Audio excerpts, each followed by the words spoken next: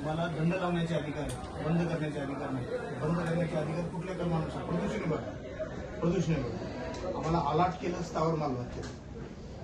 आणि स्थानिक जो एएमसी आहे तिथला नौपाड्याचा, त्याचं काम आहे बघणे काय अतिक्रमण झाले काय, वापर काही चुकीचा वापर होतो काय, तुम्हाला दिलं कशासाठी भाजीपाला वाटायसाठी. मग तिथं जर तुम्ही चक्की टाकत असाल तर हा गैरवापर 100% मान्य. फक्त तो गैरवापर जो आहे तो प्रदूषण विभागाच्या अंतर्गत येत नसल्यामुळे आणि कोर्टानं काय सांगितलं की तुम्हाला त्यांना उघडून द्या आणि त्यांना उपाययोजना करू द्या याच्यावरती, त्याचा आवाज कमी करण्यासाठी. मग उपाययोजना केल्यानंतर ज्यावेळेस आम्ही पोल्युशनचे नॉर्म्स आपले 65 डेसिबल, तर तिथं बाहेरचा जो आवाज मोजला ना साहेब, तो किती निघाला? 68 निघाला. म्हणजे तो आपला जनरल आवाजच पोल्युशनच्या ह्याचा पुढसाठी येतो.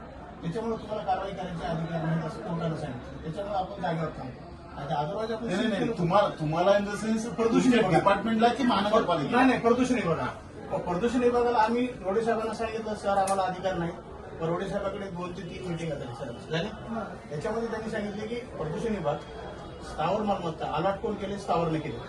त्याच्यात अतिक्रमण झालं नाही झालं बघणं कोणाचं काम आहे? स्थानिक एएमसी, डीएमसी आणि अतिक्रमण विभाग तिघांचं. तर ह्या सगळ्यांचे तिघाचं पथक कंबाईन स्थापन करा.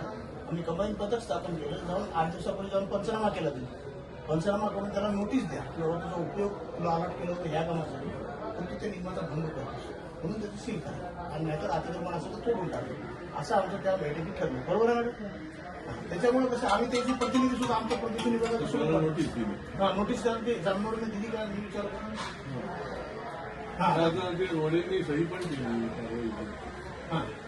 रोडेंनी आता मला सांगितलं हां तुम्ही सही करून त्यांना आता हे आदेश स्थावरला आणि अतिक्रमणाला दिलं. अतिक्रमण स्थावरने गाळी काढून घ्यायची, सील करायचं. तुम्ही ज्या वापरासाठी दिलं त्या वापरासाठी तुम्ही वापर करत नाही, नियम भंग करता, हे करून त्याला सील करणे, गाळा ताब्यात घेणे आपल्याला. आता हे विभाग प्रदूषण विभागाचे आता आयुक्तांचं तुमच्याशी पण बोलणं झालं? आयुक्त सर ज्यावेळेस पहिल्यांदा केस केलं त्यांच्याशी बोलणं झालं. आयुक्त सर ज्यावेळेस त्यांनी पहिल्यांदा सांगितलं टीम तयार करा आणि ताबडतोब बांधण्यात पाठवलं. हा सगळे चालू असताना येस तुम्ही सांगितलं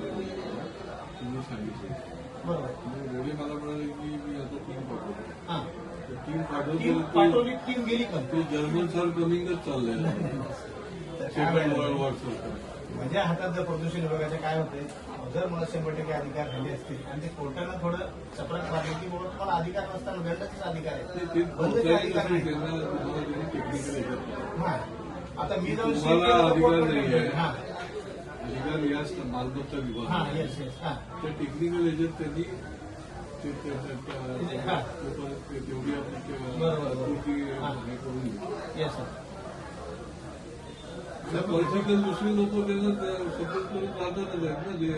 आमच्याकडे तर सर कोणाचाच फोन साहेब त्यांची तिथं मीटिंगमध्ये ठरलंच आहे, आता कारवाई करू देत नाही.